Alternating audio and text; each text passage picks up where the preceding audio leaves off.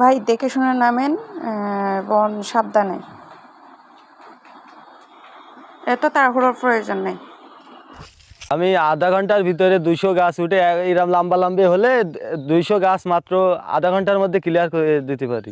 আমি ছোটবেলার থেকে এই কাজ করি। আগে বুক বাঁধায় উঠতাম, এখন আপনার রানিংয়ে এক গাছ থেকে আরেক গাছে যাইতে পারি। তাই? জি। আচ্ছা, তোমার সমস্যা হয় না এক গাছ থেকে আরেক গাছ লাফিয়ে যেতে? এইটা আমার ছোটবেলার পেশা, আমার কোনো সমস্যা হয় না। আগে বুক বাঁধায় উঠতাম, এখন এই কোনো সমস্যা হয় না। এখন আরো মনে করেন হাজার হাজার সুপারি গাছে উঠতে পারি।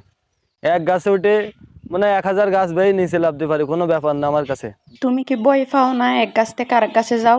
ভয় লাগে না, আবার কে ছোটবেলার তো এটা পেশা, এই জন্য আর ভয় করে না। কত বছর এই কাজ? 16 বছর। কাজ এটাই? জি।